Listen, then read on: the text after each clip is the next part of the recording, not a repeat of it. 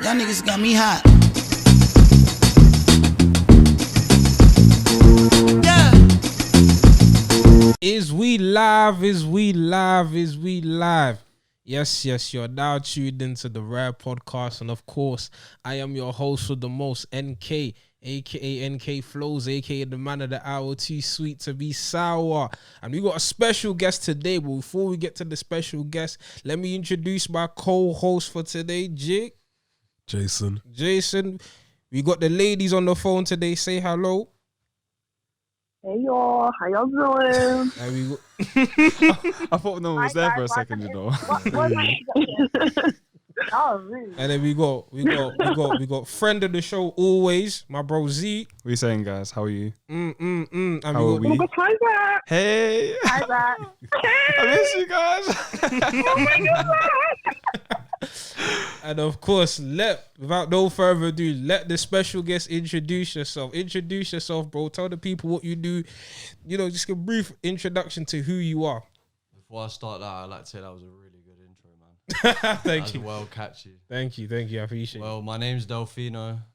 I make art, mainly music videos, and any other kind of like visual stuff like photography, some digital art. But yeah, just make videos. I'm a skateboarder as well. That's a huge part of my identity, innit? Okay. Because without skateboarding, I wouldn't be here right now. How long have you been skating for? Bro, been skating since I was 7. Okay. I'm 24 now, so Right. Damn. a lot of scrapes, man, on my arms. And shit. Like, yeah, that's crazy. Well, huge Tony Hawk fan. Is that what the casuals say? Tony Hawk's cool, but I think it's a bit overrated, isn't it? Okay. Yeah, it's I'm not really a skating man like that. So the first person when it comes to skating, I think Tony Hawk in it. But yeah. It's a pleasure to have you on, bro. It's a pleasure. Appreciate you guys having me here, man. Yeah, so yeah, we'd like to start things off with a little casual conversation. So Jixon. Yeah, I was saying Justice League. I don't know if anybody's watched it here, but I don't think so. But the thing is, 4 hours is a really long movie. I've even watched Lord of the Rings and that was 3 hours long. So I don't know how somebody can sit through 4 hours of Justice League. DC movies are dead. So I don't know how people are watching that. I feel like I have to watch it in like over 2 days. I like watch 2 hours the first day and watch 2 hours the next day. So 4 hours of my day just to one movie. Like, no, sorry. I don't know who they think they were. Who they thought they were. Do you know what it is about DC? DC movies are usually like, they're hit or miss. Like, there's usually a good one and a bad one, a good one and a bad one. Justice League, I'm interested to see like what this version brings different to the other version, because the first Justice League movie that came out was mediocre, and it's always like interested to see like the director's initial artistic vision when it comes to stuff on screen. So I'll watch it eventually, but 4 hours. But Is Aquaman in it? Yeah, all of them are in it. No, Okay, but cool. the thing is, the trailer, I don't like it. The trailer, I don't even like it. So I don't like the way it looks. It just looks too dark, and the CGI looks terrible as usual. Like, DC CGI is the worst thing I've ever seen. From watching, what's that one? Ben Affleck's Batman, that was terrible. Superman, terrible. Justice League, Wonder Woman was alright. Wonder Woman, but I could tell CGI. It was boring. And I could tell something in CGI, I hate it. But Wonder Woman was a good movie, but the second one was terrible. I didn't watch the second one. The second one was literally about a man that stole a box to give people wishes. And I was like, what kind of storyline is that? Don't do that. It was so bad. Like, I don't know. But Marvel are coming out with WandaVision and this is what you want to do. I still need to watch WandaVision, you know. WandaVision is I need to so watch gosh, good. it's so great. I'm hearing, It's yeah, so with great. WandaVision, it doesn't make sense until like the 4th episode. See, but the thing That's is, the thing that makes it so great. It's like when you watch it all the episodes together, then it makes sense. But when you watch like the first 3, it's like Yeah, that's what I'm Because, like, hearing. The first 3 what's going episodes, on? like, what's going on? Like, the first 3 episodes are like Yeah, sitcoms. yeah. But it's like when you... Yeah. Wait, have you finished it? no. Okay, I can't say I that. have, But yeah. when it gets to one episode when you realise why they were all sitcoms like why they were all going through the times of different sitcoms. It makes sense. But it's like with the show... But the thing is, like, I like... Yeah. Go on. No, like with the show, there's like different things that you need to just pay attention to.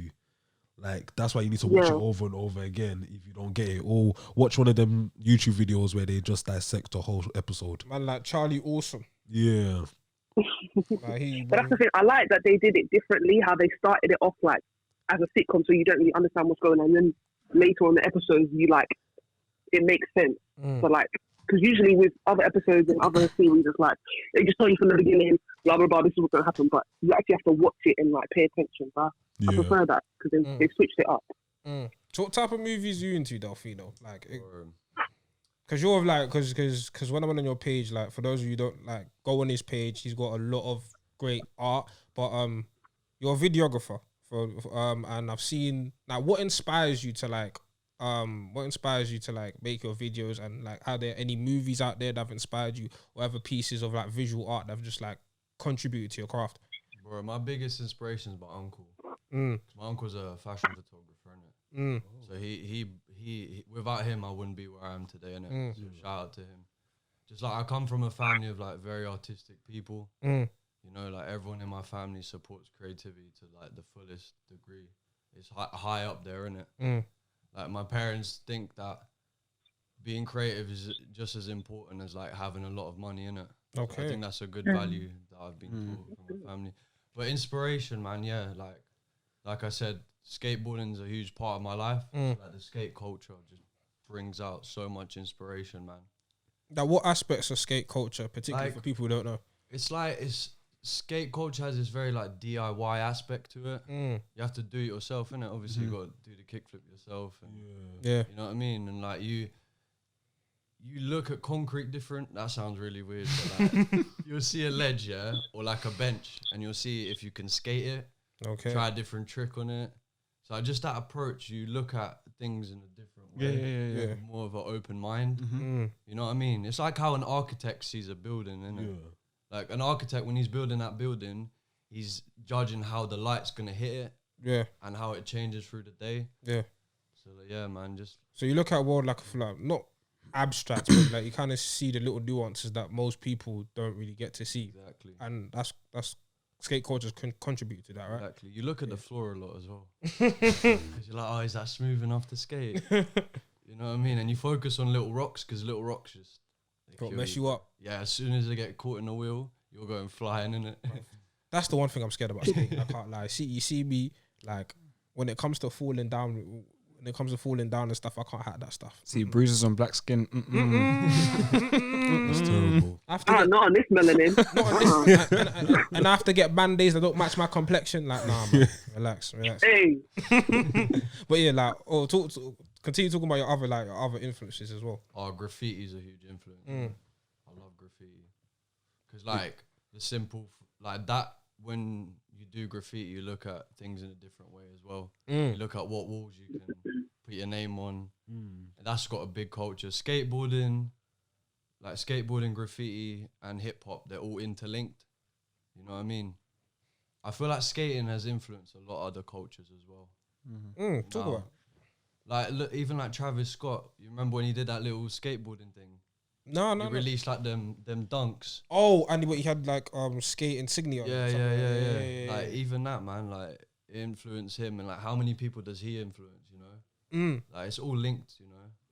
Yeah, but graffiti is definitely one of them for sure. Because I remember I tuned into a live you were on the other day, and you said like in terms of like graffiti, there's like kind of like not a war, but there's a kind of like a disagreement between like street art and then actual graffiti. Like, can you delve into that more? Like, where do you think that like parallel comes between the street art and then graffiti? Because you said like those two worlds don't necessarily align with each other, but to the average person, you see graffiti, you automatically assume that's street art. Like, what's necessarily the difference? Well, graffiti consists of a lot of vandalism, innit? A lot of vandalism, like just tagging, putting your name everywhere. There's like a term called getting up, which is just getting up, putting your name everywhere. And like a lot of graffiti writers, they call themselves writers, innit? They're very like, they're kind of got that hooligan mindset, you know what I mean? Yeah. And like they think that street art is a bit of a sellout thing, but it's a bit, I don't believe in it personally, innit? Because street art and graffiti is all spray paint. Okay. I think they just have the same amount of value as each other. So like what necessarily like differentiates like me drawing a piece of graffiti versus me drawing a piece of street art on the wall? There's not, in my opinion, there's not much difference. There's not much difference, all right. Nah. It's just like a lot of graffiti writers just think that when you start doing like massive murals, it's not as cool. I don't think that has anything to do with it. But I think, you know? Do you know what it is? I think like as a culture as well, like not even just street art graffiti. Like even if you look at music, right? A lot of people be like, "Oh, I prefer this artist when they were underground. Oh, I hate that I preferred where things weren't mainstream." Do you think like we as a society we kind of like to be gatekeepers of stuff, and we kind of like to take ownership of other people's art? I think a lot of people have this thing where when they know an artist that no one else knows, they feel so good about themselves. So it's like, let's say Brent Fires, everybody knows him now, but there's going to be a certain group of people that are going to be like, yeah, but I knew him before. I knew him this, that. Like, his music has changed. But when I listen to his music, I don't really think his music has changed. When it's like, if I say, I'm like Chloe X Halle, I knew them when they were doing YouTube video. I'm not gonna go out there and say, yeah, but I knew them when they were doing this. You guys are new people. I just find that stuff cringe and just weird. Like, shouldn't you be happy that these people are getting new fans and like more people are listening to their music instead of like saying, oh, I knew them when they were doing this, blah blah blah. I feel like because a lot of the time those fans feel like the artist is compromising their sound for the new like fans that they've gotten. So then that's why people, I miss it when they were like they were older. Yeah, I get that. You can tell when there's a big difference between their sounds. But it's like when there's not really that much of a difference, it's like I don't get why you will bring that up. But there are artists that do change, like when they get signed to a label, it's like their label wants them to like push out this type of music and it's hard for them to keep doing the old type of music. So some of their fans move away or they stay with them because they're loyal, but they're like, this ain't the music that you was making before. I feel like certain people want to feel like they have exclusivity over certain things, that they feel like I know and other people don't, so I'm better than you because I knew beforehand. And it's like, no. Yeah. It's not that serious. To play devil's advocate, don't you think people are just like Zach said before, like people are just protective of like the art that they like, so they don't want necessarily the artist, whether it be musically or just like actual painter, to be influenced by like trends and the mainstream stuff. So maybe people are just like, do you know what, I'm hesitant. It's subjective for each person. Because let's look at music, for example. When a musician starts to change their sound, and like the older fans that have been there from the beginning, they start to notice that they're like, I don't like this because the reason why I started listening to this music could be a lot deeper than another person. So go on. Yeah, I get that. And also it's a thing where with art and music especially, it's like everybody grows at a certain point. So everybody likes to experiment different stuff. But it always comes back to being true to yourself. You can always be true to yourself and also grow at the same time. So learn different stuff. Let's say SZA. She started off with Z. Was it Z? What was the first? Z, yeah. Z. And I don't think that her music has changed that much, but it's like she's still experimenting different stuff. Her new music is definitely not like her old stuff, but I feel like she's still being true to herself in a way. So I can't say I miss when you was doing this, because it still sounds like you're still the same person. Yeah. And like this is a question to everyone. Do you ever feel like, because we're all various different creators, obviously Delphino's a videographer, Zach photographer, Jason photographer, Shown as an artist, do you ever feel like trapped by, like, let's say people will expect certain things from you, people will expect you to paint a certain way, people expect you to shoot videos a certain way? Do you ever feel like, do you know what, I'm kind of being trapped by the image I created? Or do you feel like, do you know what, whatever I put out, my supporters are gonna F with it? Do you understand the question I'm saying? Do you feel trapped by your own like the identity that you've built for yourself? Do you ever feel trapped by it? I don't think so. No. Delphino, you nodded. In a way, like, there's a lot of pressure, like, as a filmmaker, right? Because you see, like, everyone uses the gimbal. Yeah. Everyone uses slow-mo. Like, a lot of clients want that, man. When you work for clients specifically, like, they have certain expectations of you. Obviously, they're paying you, innit? Yeah. But, like, the industry, you know, like, because as a filmmaker, you start off making videos, then you build up. But yeah, man, I feel like sometimes it can trap you, but it's also a mindset thing, innit? Because you just gotta make, like, it's good that you brought up Brent Fires, for example. Yeah. Like, he's getting recognition he deserves, innit? Obviously, rightly so. Especially how he dropped that. So I don't know if you listened to his most recent song, Show You Off. I haven't listened to that. I haven't listened. The last song I listened to was. I've heard it. It's a good song. Oh, it's a good song, yeah. It's an amazing video as well. I like it, yeah. He dropped it on, like, the video is beautiful. International Women's Day, you know what I mean? Oh, that one, yeah, okay, yeah, I know. Beautiful video, like, and he stays true to himself, you know. He doesn't fold to the expectations of, like, a lot of other musicians do. You know what I mean? So I think he's a good example. It's good that you brought that up. Yeah. What do you think? Do you know what? It's I don't necessarily feel trapped by certain things, but sometimes, like, even as a consumer, right? Let's go back. Since we're on music, let's stay on music. As a consumer, like, you expect a certain sound from somebody, and when somebody deviates from that sound, it's gonna be like, oh, that doesn't sound like what they used to do. And like, as a fan of like their old albums or their old projects, sometimes you can feel as a consumer like, damn, am I like, why are they deviating from their sound? But it's a balance in that, because you have to allow artists to grow and develop. Yeah. But at the same time, it's like, if I don't like it, I don't like it. Do you know what I mean? So sometimes so it's a balance in that, because sometimes you're stuck between, if it ain't broke, don't fix it. Yeah. Versus, do I want to grow? Yeah. And do I want to experiment and challenge myself? And then how do you find that balance as a creative? Like, how do you find the balance between, you know, appeasing, you know, people that mess with you and, you know, performing at the level they expect you to, while still being able to challenge yourself and push yourself to new heights and new levels? It's like, what do you call it? I feel like a lot of people I've been seeing on Twitter, a lot of people have been talking about how they want Beyonce to go back to her old sound. I can say like, I'm tired of the whole pro-black movement and stuff with that. I'm not saying that it's bad, but I'm just saying like that type of music, like I'm just tired of it. Like, we know you for doing Crazy in Love, baby boy, all them type of music, like them pop party songs, like them nice music. But sometimes, like, you've pushed yourself, you tried out different stuff now. Cool. Now it's just time for you to just have fun with your music. Yeah, I definitely agree with you. I might get slated by the Beyonce stans, but it is what it is. I wasn't like what was the most recent project she put The Gift. Black is King. Black is King, The Gift. I want to like, and obviously, like, she wanted to experiment, and I appreciate her, you know, dabbling into different things. You know, some people say, you know, she put a light on Afro beats. Anyway, she didn't do that. But anyways, she did not do that. Afro beats been existing for time. But I digress.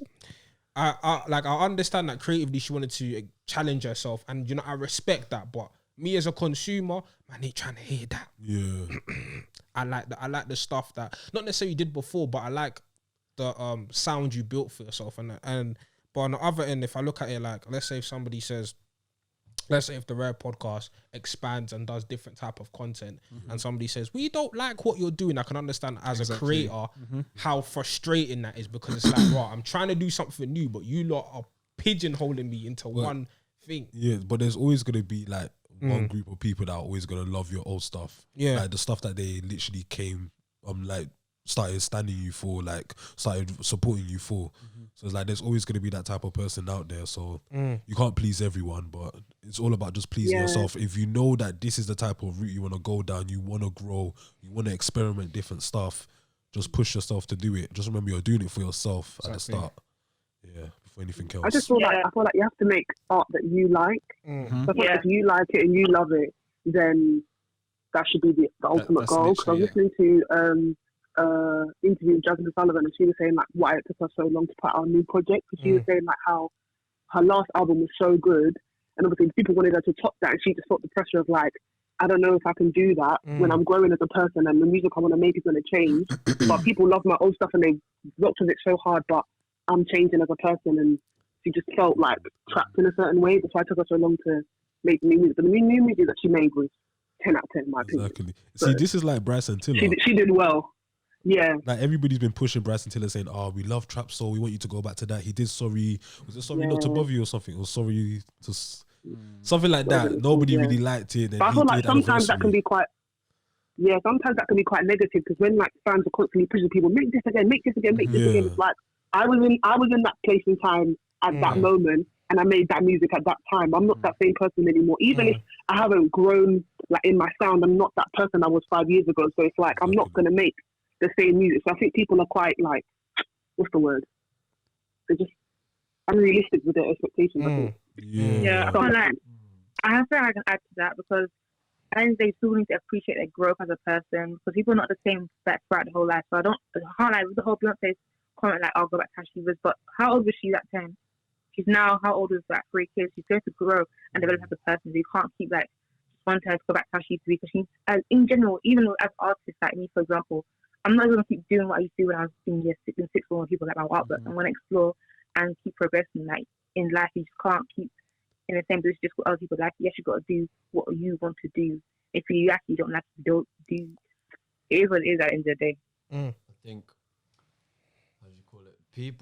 I think people try and pigeonhole you to doing the same thing, like with art, art you're doing. Like, I feel like they don't actually support you that much because, like, people who love you want to see you grow, innit? They want to see you grow, and if you're a true fan, you love that person for who they are and the music they make, innit? So I think, like, yeah, man, when you love someone, you've got to let them grow, innit? Yeah, 100%. It's important, like, yeah.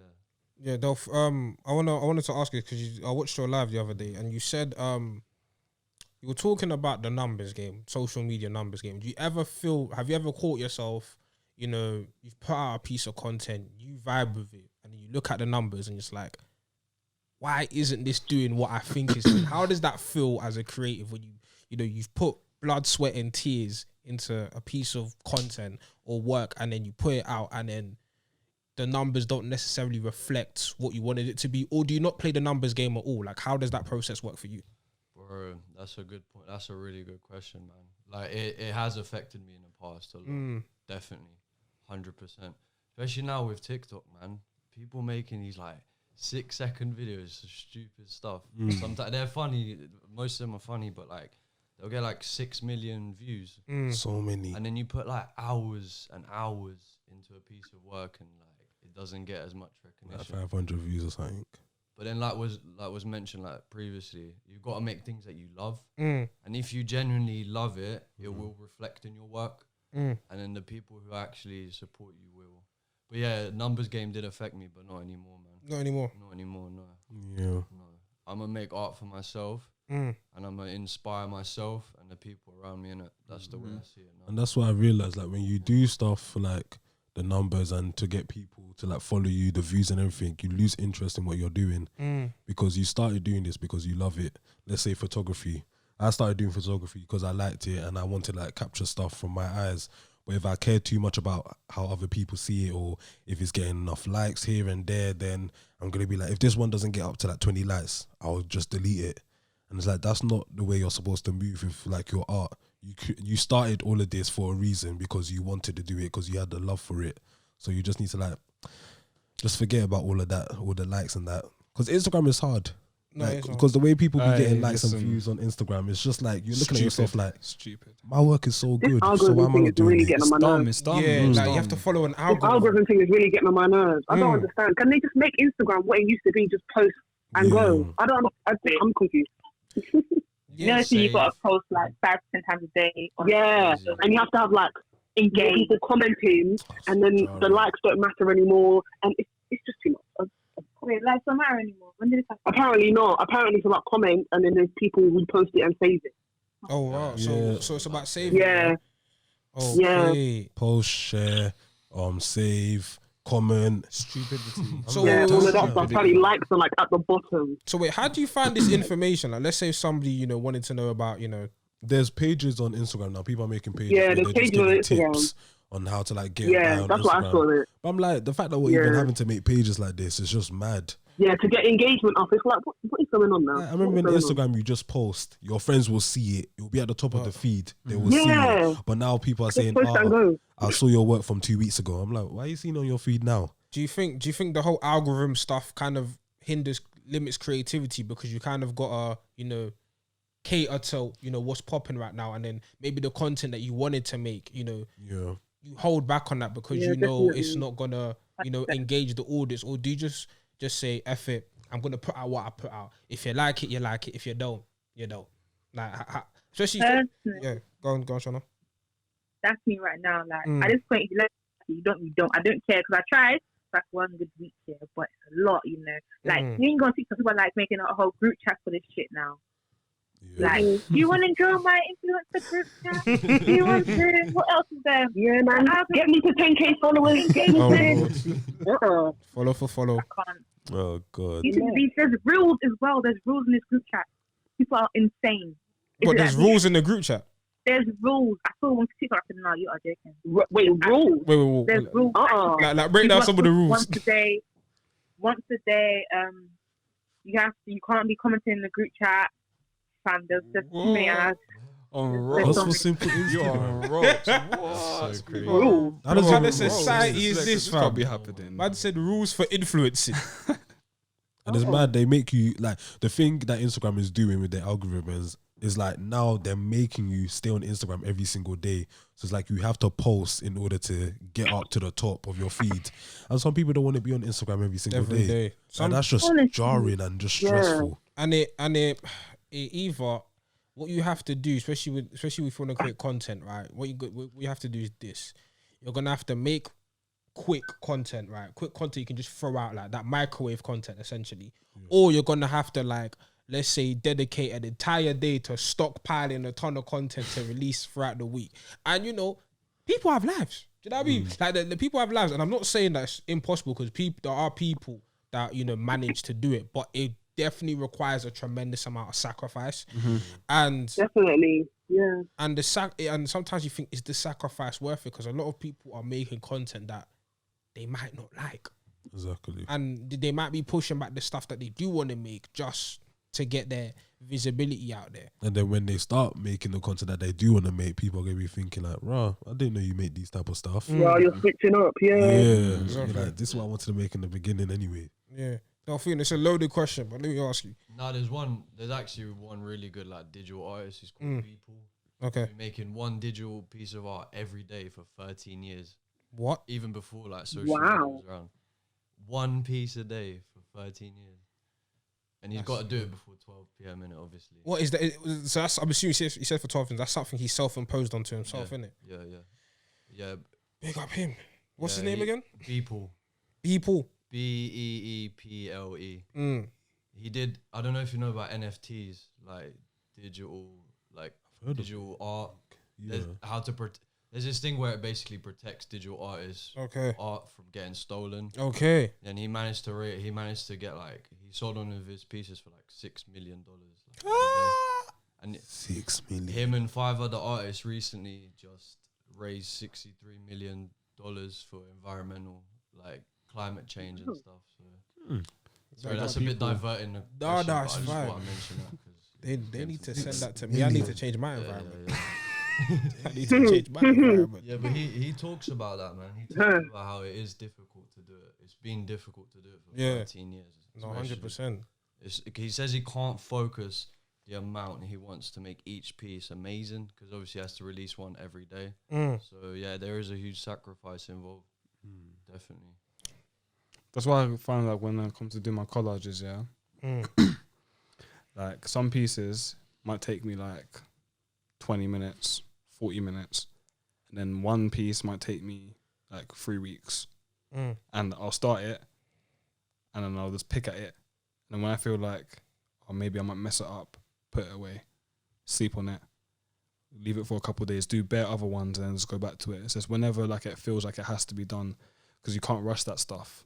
Most important. One thing I like doing, and like I wouldn't upload something if I didn't feel like, not even like, because people upload everything, like the scraps, the process, everything like that, which is like amazing. I love people who do that.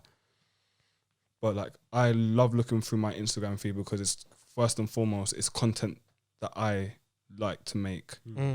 And like I always say, like to people, make things that you would love, like make things catered for you.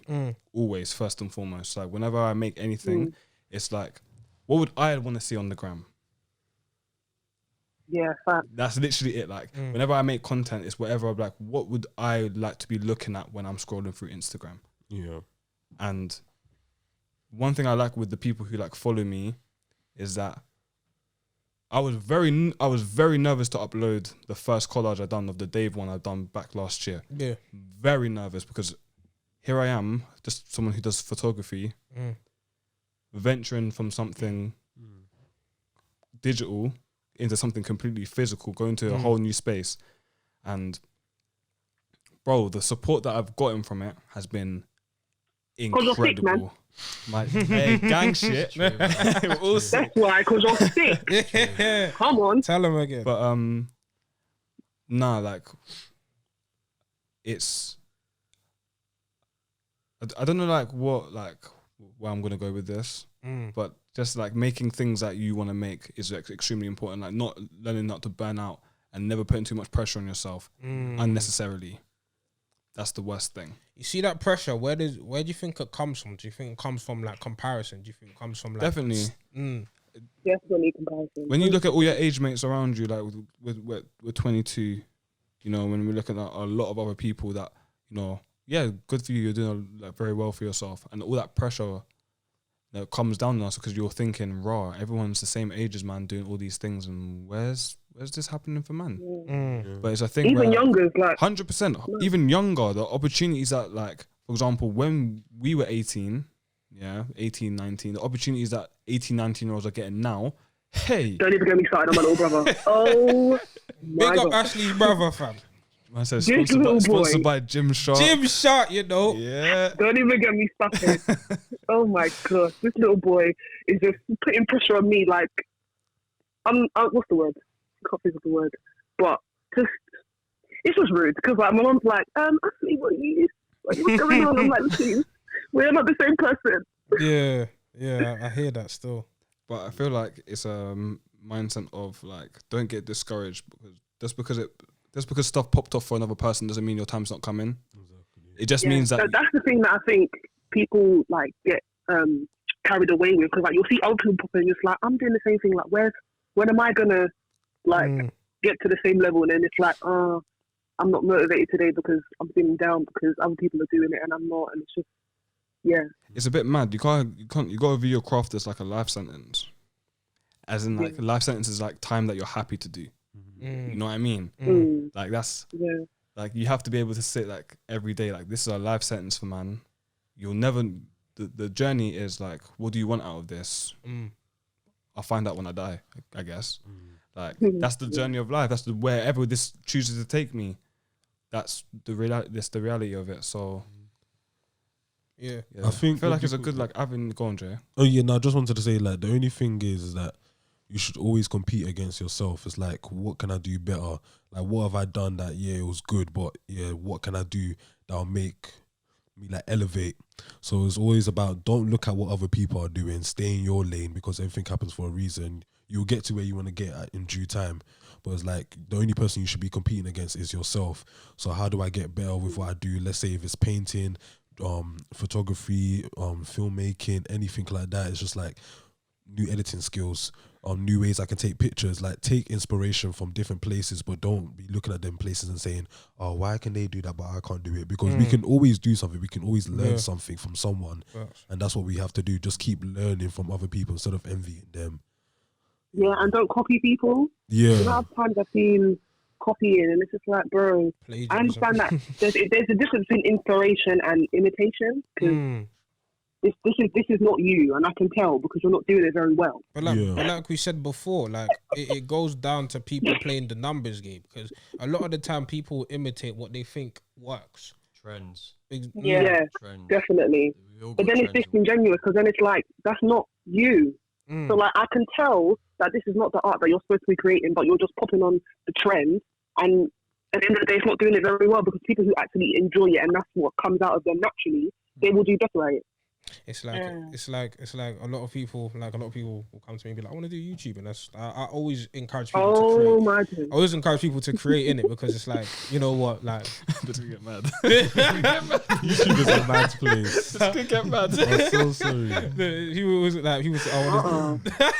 People say I want to start YouTubing. I always encourage people, okay, if you have a passion for something, do it. But it's like, yo, like, are you gonna be discouraged when your first video does 10 views and you thought you were gonna do 1K? But see, that's the thing. A lot of people do jump on YouTube just for the views, because they see other people on YouTube and they're like, yeah, they're big, let me do the type of videos that they're doing. It's like, you need to start stuff that you actually do want to do. So like, let's say if you want to do YouTube, don't be doing like all them quick videos, like what do you call it, body counts, smash or pass, all them stuff, what do you call it, rating this, who can give the best head, like stuff like that. Like, a lot of people are mad.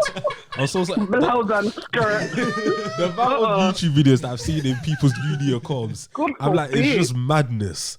Like they will just be doing. And the thing is, when you look at your YouTube, like I make YouTube because I want my parents to see, I want my family to watch it. You know, why are you doing stuff like that? Then you're like on YouTube. Oh, I don't want my auntie to go and tell my mum. So why are you saying stuff like this? And you're on big YouTube talking about giving head. Do you know what I mean? Do you know what I mean? It's yes, like, how to find the. Oh my god. You're mad. But it's like, yeah, the content lives forever. It's like, can you look back at this, even for, like, can you look back at this in a year's time and say, I'm proud of that? Do you know what I mean? And obviously, you know, as content creators, we all have pieces of content we may dislike or we may not like, but some of the stuff people are coming on big, not even international YouTube and saying, it's like, bruv, this is going to live with you. Internet. This is going to live with you, you know? Like, cool. You said the madness to get views on the video. You got the views. Are you prepared to deal with with what comes with them views? Because guess what? Especially in this time. Especially in this time. Because guess what? If you're out here talking a bag of madness in your video, people are gonna come to you for a bag of madness. And they're gonna be out here saying stuff like, "What do you call it? Oh, why is this auntie snitching on me? Why are you putting that stuff on YouTube? You're snitching on yourself." It's like the thing is, you can be transparent with your supporters and that. I don't mind, but it's like there's so much information that doesn't need to be put onto the internet. Y'all niggas got me hot.